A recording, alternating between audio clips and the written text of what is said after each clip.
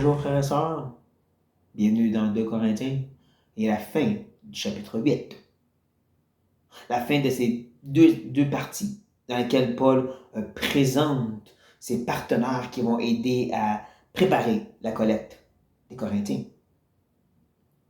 Nous avons déjà vu le premier frère, Tite, et ensuite son ami, l'anonyme. Maintenant, on va rencontrer un deuxième. On va aussi mieux comprendre pourquoi Paul fait ceci, qu'il y ait d'autres hommes autour de lui pour aider à ramasser cette collecte. Donc, lisons ceci ensemble et laissons la sagesse de Paul nous instruire. On commence au verset 20, où est-ce qu'il dit « Nous agissons ainsi afin que personne ne nous blâme au sujet de cette abondante collecte à laquelle nous donnons nos soins. » Ça, c'est important. Paul est en train d'expliquer pourquoi que je vais avoir Tite, je vais avoir un frère, et même bientôt il va nommer un troisième frère avec lui. Même si déjà Paul est son équipe, il veut avoir d'autres personnes, des personnes qui viennent des églises en particulier de lesquelles viennent ces collectes. Il dit, il y a une raison pour que je dis ici. C'est afin que, le but c'est que personne nous blâme, que personne vienne critiquer, que personne vienne questionner est-ce que Paul et son équipe vont juste se sauver avec l'argent. Surtout que, à Corinthe présentement, il y a des enseignants qui disent Paul veut juste ramasser de l'argent. Il veut juste profiter de vous autres. Et donc, il y a un sens que Paul, il dit, je vais mettre plus de barrières, je vais mettre plus d'efforts pour enlever ces critiques-là. Et c'est fou parce que de nos jours, on a tellement plus une tendance de dire, je n'ai pas à me justifier, je n'ai pas à mettre des barrières. Paul dit, non, moi, je vais les mettre, les barrières. Je vais faire l'effort plus grand devant les hommes et devant l'Église pour enlever tout blâme. Toute critique, toute possibilité de critique. Oui. Bien sûr, lui parle de cette abondante collecte. Et il va expliquer encore plus que ce n'est pas juste la collecte, en ajoutant, car nous recherchons ce qui est bien, non seulement devant le Seigneur, mais aussi devant les hommes. Ça, c'est comme la conclusion de cette explication. C'est pas juste à propos de la collecte, Paul dit. Mon point principal, car mon point principal, c'est de faire ce bien, d'enlever toute critique, toute possibilité critique, non seulement devant le Seigneur, ce qui est très bon, mais aussi devant les hommes. Et oui, ça peut faire référence spécifiquement à l'Église, spécifiquement aux non-sauvés qui regardent l'Église, mais il semble qu'il est très général ici. Les hommes, que ce soit d'autres chrétiens ou que ce soit dans le monde. Et donc, dans l'attitude qui dit « Moi, c'est juste Dieu mon juge », ben, voici que Paul dit « Moi, c'est pas comme ça que j'agis ». Voici sur inspiration qu'il est en train d'expliquer c'est pas la meilleure façon, c'est pas ce qui est bienséant en soi. C'est pas juste Dieu mon juge, point. Il y a quand même un effort à dire j'essaye le plus possible, autant qu'il est possible pour vous, d'enlever toute possibilité de blâme et de critique par les gens du monde, mais aussi par les autres gens dans l'Église. On ne peut pas dire je m'en fous. Paul il ne disait pas je m'en fous. Paul, l'homme qui avait quand même de plus en plus une renommée à ce point-ci, aurait pu dire je suis Paul. Mon équipe est reconnue. Je n'ai pas à me prouver à personne. Mais il dit non, je vais faire tout ce que je peux pour que non seulement devant le Seigneur, je suis acceptable, mais aussi devant tous les hommes. Et c'est pour ça qu'il nous présente maintenant un troisième personnage, qui, comme j'ai dit, vient aussi des églises dans un sens. Ce personnage, au verset 22, nous envoyons avec eux notre frère, dont nous avons souvent éprouvé le zèle, dans beaucoup d'occasions, et qui en montre plus encore cette fois, à cause de sa grande confiance en vous. Bien sûr, dans cette description, encore une fois, nous voyons Paul qui cherche à provoquer auprès des Corinthiens d'être actif. Il a confiance en vous, parce qu'il sait que vous allez être fidèles à donner. Encore, il parle de cette idée qu'il y a un zèle, son zèle a été prouvé.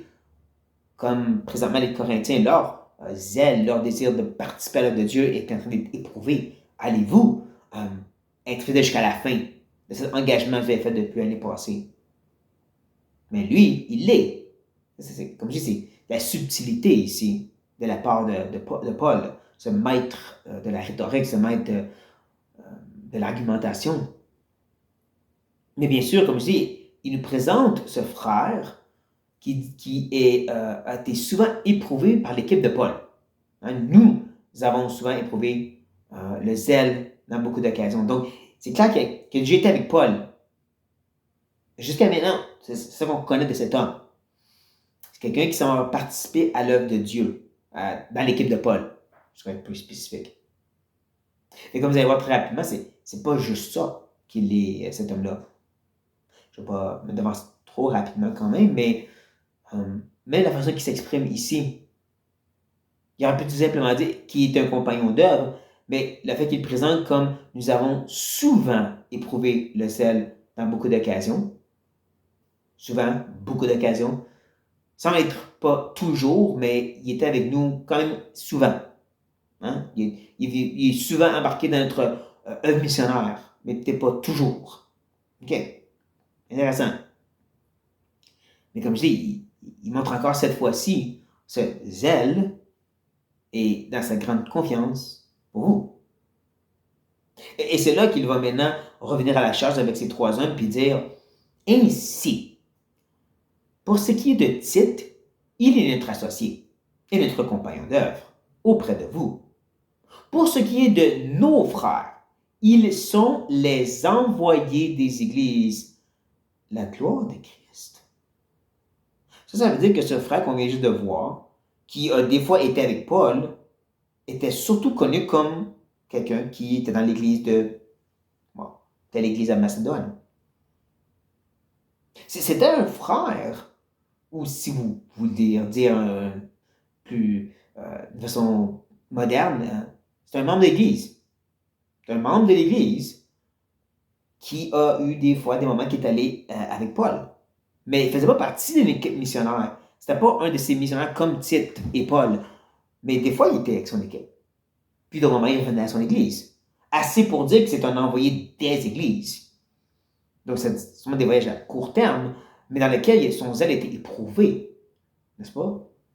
Même souvent, Paul dit, dans beaucoup d'occasions, on a vu cet homme prêt à se donner pour ses œuvres, même si c'était que pour un temps.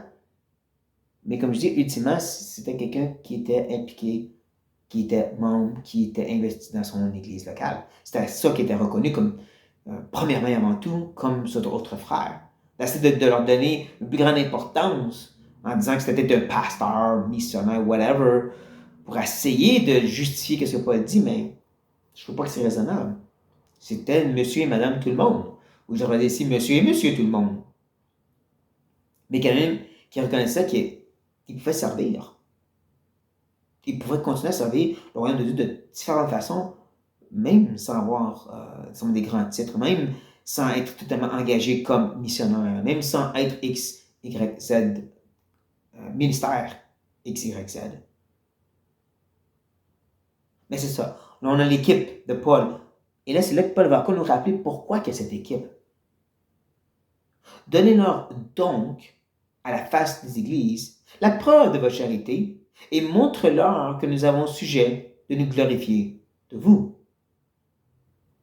Ils sont envoyés pour aider les Corinthiens, préparer, motiver les Corinthiens et, en un sens, ranimer en eux-mêmes cette charité. Et Paul leur a dit, les Corinthiens, vous allez voir, c'est extraordinaire. Et ils viennent d'avance pour pouvoir comme encourager les Corinthiens, ranimer ce premier amour et qui donne justement un sujet pour que Paul s'est glorifié d'eux. Comme Tite le sait qu'ils vont réussir parce qu'il l'a déjà vu, il dit montrez-le maintenant aussi à ces deux autres hommes, ces deux hommes anonymes. C'est la raison pour laquelle je les ai envoyés, pour comme motiver cette œuvre de votre part. Et ça, c'est important. Mais il dit que c'est à la face des églises. Parce qu'encore, chers Corinthiens, c'est pas juste nous sommes en feu pour Dieu, nous avons plein de manifestations spirituelles, on ne passe prouver à personne. Paul dit non, non, non. Vous avez déjà fait un engagement pour servir des gens ailleurs par votre aide financière. Et là, les autres églises vous regardent. Et ça, c'est pas une mauvaise chose. Comme Paul lui-même le dit, moi je le fais devant les hommes, vous autres aussi, vous devez le faire devant les églises. Ce texte nous rappelle à quel point que, encore une fois, on n'a pas à être trop réticent de dire je ne vais pas me prouver à personne. Non pas qu'on cherche l'approbation des hommes. C'est pas ça que Paul dit. Mais il y a quand même un sens où est-ce qu'on met tous les efforts possibles pour non seulement être approuvé des hommes, de Dieu, non seulement de faire ce qui est bien séant devant lui, mais que ça puisse aussi être vu comme bien séant pour les autres. Pour enlever toute blâme, toute critique possible, parce que c'est ça qui honore le Seigneur.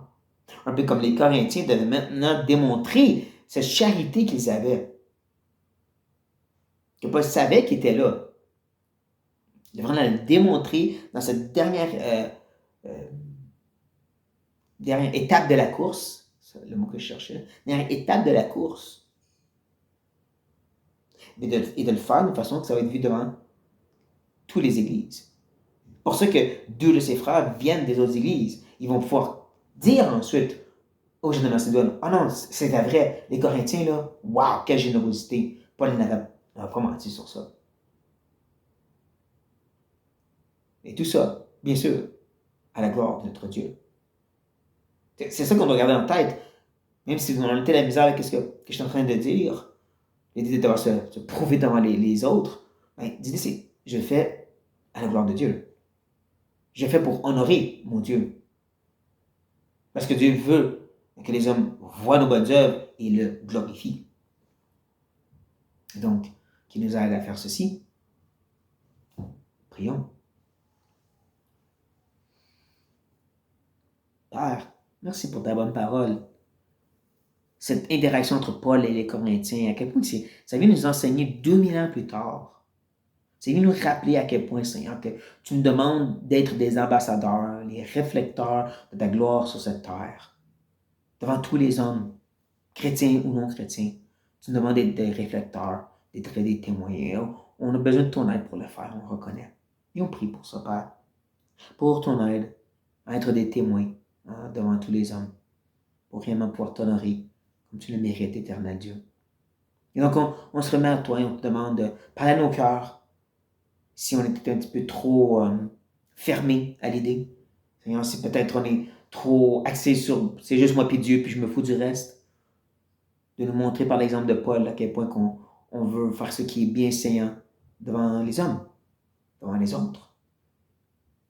Et devant l'Église. Oui, Père, pour toi, pour t'honorer. Et c'est pour ça qu'on demande ton aide pour ça. Et comprenons Jésus-Christ. Amen. Et une fois de plus, frères et sœurs, n'hésitez pas de mettre des commentaires ou de totalement rejeter ce que j'ai dit. Mais tant que vous le faites sur la parole. Parce que c'est la parole de Dieu qui est l'autorité finale. Donc sur ça, soyez bénis.